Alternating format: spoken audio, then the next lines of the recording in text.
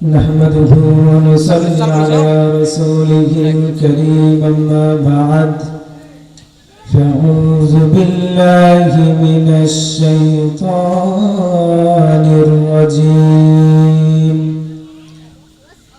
بسم الله الرحمن الرحيم أقرنا في بيوتكن ولا تبرجنا تبرج الجاهلية الأولى إن الله وملائكته يصلون على النبي يا أيها الذين آمنوا صلوا عليه وسلموا تسليما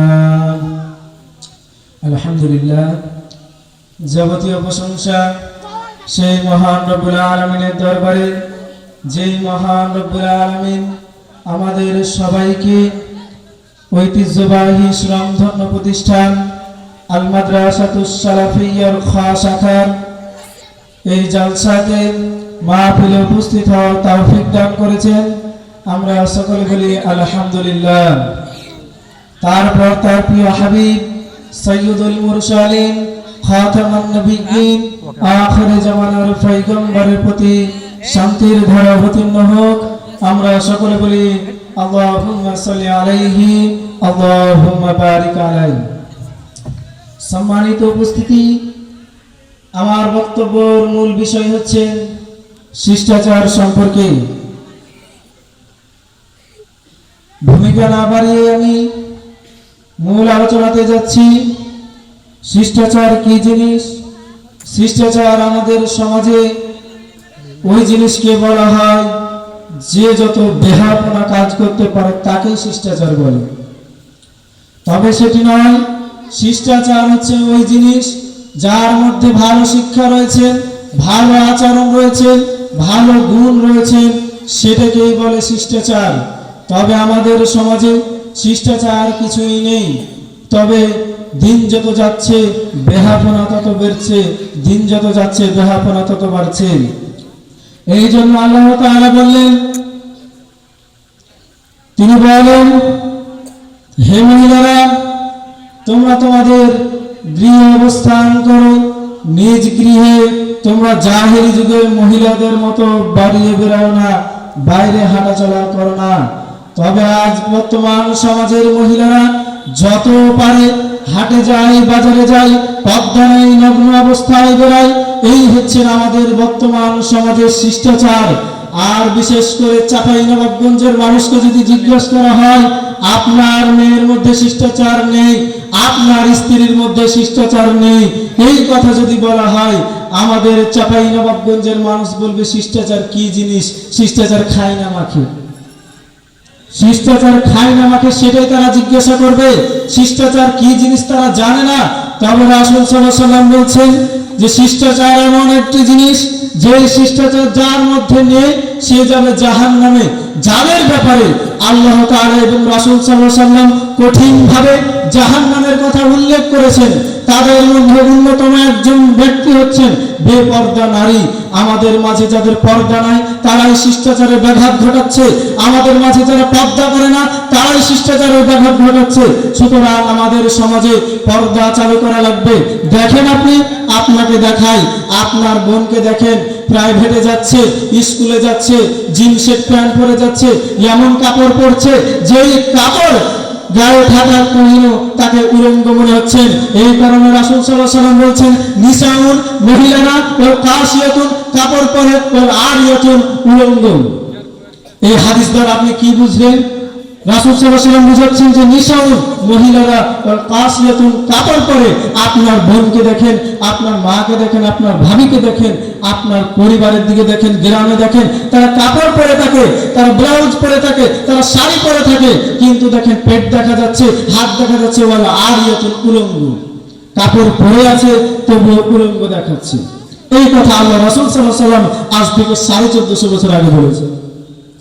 হুঁশিয়ার আপনাকে করতেছি, মেয়ে আপনার শিষ্টাচার শিখায়েন আপনি।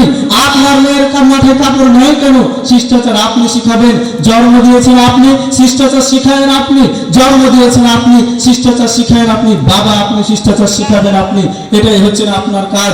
নয়তো রচত আল্লাহ রাসূল সাল্লাল্লাহু আলাইহি ওয়াসাল্লাম বলছেন, যারা তাদের স্ত্রীকে, বউ বাচ্চাকে কন্ট্রোল করতে পারবে না, তাদেরকে বিবাহ করতে আল্লাহ রাসূল সাল্লাল্লাহু আলাইহি ওয়াসাল্লাম নাকচ করেছেন। তিনি বলেন, ইয়া মাশারাস শাবাব, হে যুবকগণ, মান ইসতাতা মিনকুল বা'দ ফালিয়াতাসাল, তোমাদের কন্ট্রোল ক্ষমতা না থাকলে, তোমাদের আর্থিক ক্ষমতা না থাকলে তোমরা বিবাহ করো না।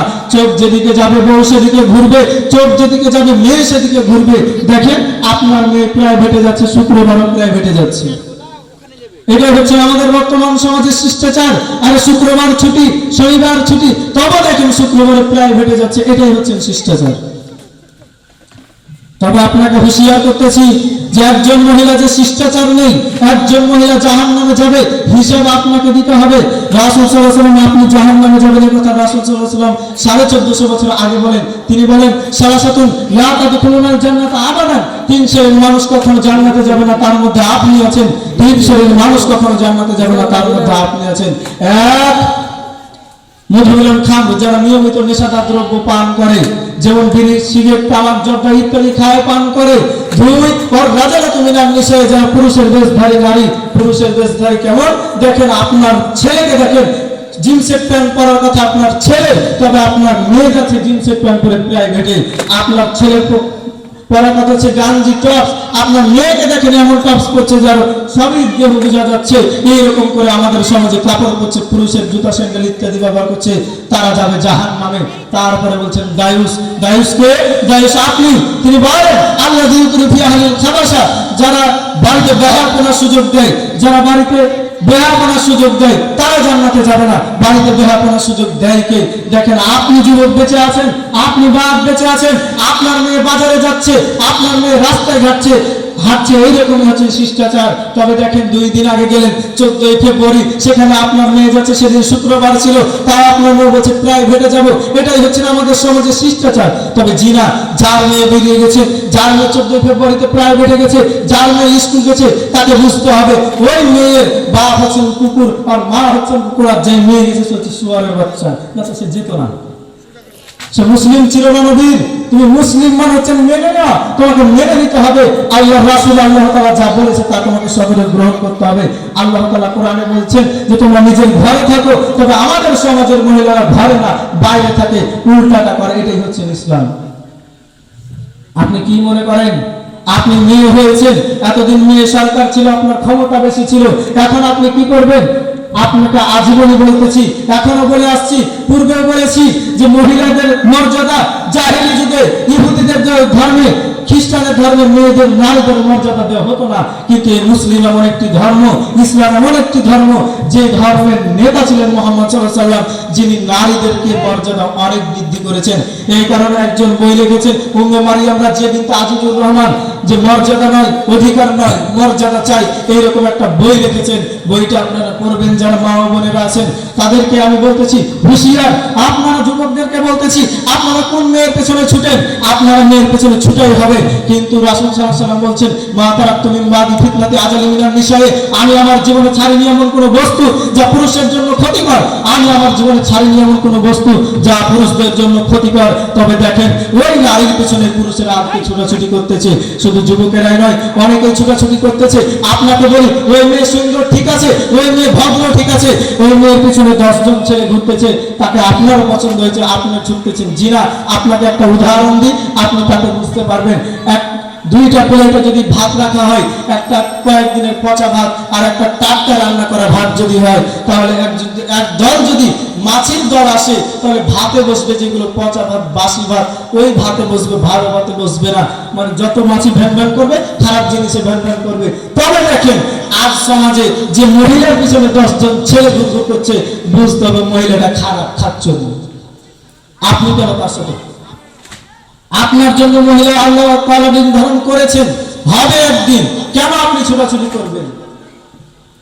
এই জন্য বলতেছি যে আমাদের সমাজের শিষ্টাচার এমন একটি শিষ্টাচার লাগবে, যেই সমাজে আইয়ামের জাহেলি যুগের চেয়ে উন্নত করতে হবে। আর মুসলিম ধর্ম চির রণবীর ধর্ম, যেখানে মুহাম্মদ সাল্লাল্লাহু আলাইহি ওয়াসাল্লাম থাকাকালীন মহিলারা এত পর্দা করত, যাদের পর্দার কথা শুনলে আপনি কি করবেন?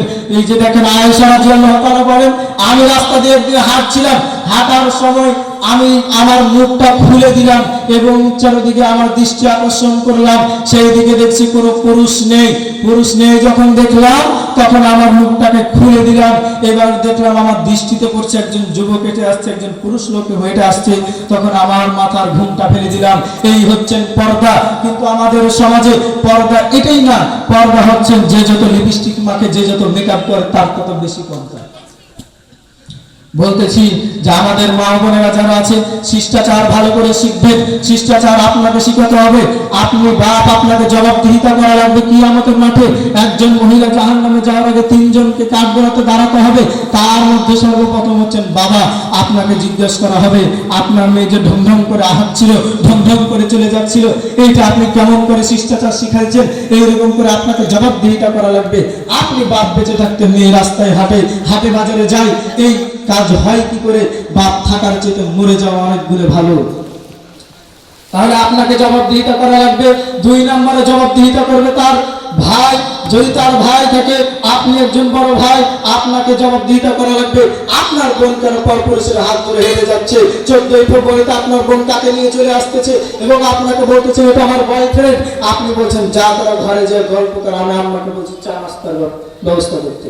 এটাই হচ্ছে আমাদের সমাজ। তবে আমি বলতেছি, এবং 3 নম্বরের কথা বলতেছি, 3 নম্বরে তার স্বামী থাকাকালীন, তার স্বামী বেঁচে আছে, তার স্বামী বাসায় আছে, আর তার স্ত্রী অন্য এক গ্রামে যে তার গীবত করতেছে, অনেক কথা বলতেছে। সুতরাং আপনাদেরকে বলতেছি, আপনারা জান্নাতে সহজে যাবেন। আপনাদেরকে জান্নাতে যাওয়ার সহজ রাস্তা এত সহজ করেছেন যা পুরুষদের জন্য করেনি। আপনারা নারীর মর্যাদা এত দিয়েছেন যা পুরুষদের দেয়নি। সুতরাং আপনাদের নারীদের মর্যাদা আমাদের এই ইসলাম ধর্মে আপনাদের মর্যাদা অনেক বৃদ্ধি করেছেন। সেহেতু আপনাদেরকে আমি আকুল আবেদন করতেছি, আপনারা যারা বেপর্দা হয়ে বেড়ান, যারা মুখোশ করেন না, যারা রাস্তাঘাটে বেরিয়ে বেড়ান, হাটে বাজারে যান, তাদেরকে আমি আকুল আবেদন করে বলতেছি, তারা আপনারা এই কাজ করিয়েন না। জাহান্নাম কত ভয়াবহ তা আপনাদেরকে বলতেছি। রাসূল সাল্লাল্লাহু আলাইহি ওয়াসাল্লাম বলেছেন, আমি যখন মিরাজে জাহান্নাম দেখতে গেলাম, জাহান্নামের দিকে যেয়ে দেখলাম জাহান্নামের অধিকাংশ হচ্ছেন নারীরা জাহান্নামের মধ্যে আছে। তখন আল্লাহ রাসূলকে জিজ্ঞেস করা হলো যে তারা কিসের জন্য, তারা কিসের জন্য তারা জাহান্নামের মধ্যে আছেন? তখন আল্লাহ রাসূল সাল্লাল্লাহু আলাইহি ওয়াসাল্লাম বলতেছেন তারা হচ্ছেন 4টি কাজের জন্য। এক, তারা বেপর্দা, তারা পর্দা করতো না। তাহলে পর্দার গুরুত্ব আল্লাহ রাসূল সাল্লাল্লাহু আলাইহি ওয়াসাল্লাম কত দিয়েছেন। সুতরাং আপনাকে বলতেছি, আপনি পর্দা করেন, পর্দারও বিধান রয়েছে, আপনাকে সম্পূর্ণটাই ঢাকতে হবে সেটা না। পর্দার যে বিধান রয়েছে সেটা আপনি পালন করবেন। তবে বেহাইয়ার মতন হয়ে ড্যাং করে হাঁটে না, ড্যাং করে যান, আসলে বুঝতে হবে মহিলার খাসকে দিতে। সুতরাং বলতেছি যে আপনারা যারা বেপর্দা হয়ে বেড়ান তাদেরকে পর্দা করবেন। যাদের মধ্যে সুশিক্ষা নেই তাদেরকে শিক্ষা অর্জন করতে হবে। তবে আমাদের বর্তমান সমাজে সুশিক্ষা নেই, এখন হচ্ছে আইএমের জাহেলি শিক্ষা, সব মূর্খ শিক্ষা। এই জন্য একটি বই আছে এই সমাজে যে শিক্ষা বনাম জাহেলিয়াত, শিক্ষায় হচ্ছে মূর্খ হয়ে যাচ্ছে। আমরা জানি দিন যত যায় শিক্ষার মান তত বাড়ে, তবে না, দিন যত যাচ্ছে শিক্ষার মান ততই কমে যাচ্ছে। দেখেন আজ থেকে 50 বছর আগে এই যে নতুন গ্রামে মনে করেন 10টা বাড়ি ছিল, এই 10টা বাড়িতে মনে করেন যে 50 জন লোক ছিল। ওই 50 জন লোককে যদি জিজ্ঞাসা করা হতো যে 50 বছর আগে আপনার গ্রামে কয়জন সিগারেট খেত, কেউ বলতো খেত না। কয়জন পরক্রিয়া করতো, কেউ বলতো করতো না। এরকম কোনোই কাজ হয়নি। তবে আজ দেখেন 50 বছর পরে এই নতুন গ্রামে মনে করেন যে 500 জন লোক হয়েছে। এই লোকের মধ্যে জিজ্ঞাসা করেন সিগারেট কয়জন খায়, যে ঘরে যত ছেলে তত সিগারেট খাওয়া। এই যে দেখেন শিক্ষা কত বেড়েছে। এটাই আমাদের সমাজে শিক্ষা বাড়ছে, অথচ আমাদের স্কুল বিদ্যালয়ে লেখা থাকে শিক্ষা জাতির মেরুদণ্ড, কিন্তু জিনা শিক্ষা জাতির মেরুদণ্ড নয়, সুশিক্ষা হচ্ছেন জাতির মেরুদণ্ড। সুশিক্ষা আপনার মধ্যে থাকা লাগবে, সেটাও আপনাকে বোঝায়। একটা ক্লাসে যদি 10 জন ছাত্র থাকে, 10 জন একই স্কুলে পড়তেছেন, একই ক্লাসে পড়তেছেন, একই বইয়ে পড়তেছেন, একই মাস্টারের কাছে পড়তেছেন, তবে 5 জন পাস করে 5 জন ফেল করে দেয়। কেন? তাদের মধ্যে সুশিক্ষা নেই, সেজন্য ফেল করে।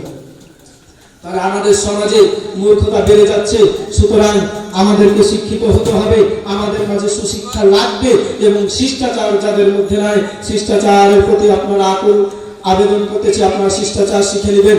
আপনাদের পরিবারে যে আছেন তার কাছে শিষ্টাচার শিখবেন। এই জন্য বলেন যে মা মূর্খ মেয়েকে বিবাহ করতে নেই, যারা মূর্খ তারা ছেলে সন্তানকে শিখাবে কি? সুতরাং আপনারা যারা শিষ্টাচার জানেন না, কি জিনিস বুঝেন না, তারা শিষ্টাচার শিখবেন। এই বলে আমার সংক্ষিপ্ত বক্তব্য শেষ করছি। আলহামদুলিল্লাহি রাব্বিল আলামিন। আসসালামু আলাইকুম ওয়া রাহমাতুল্লাহ।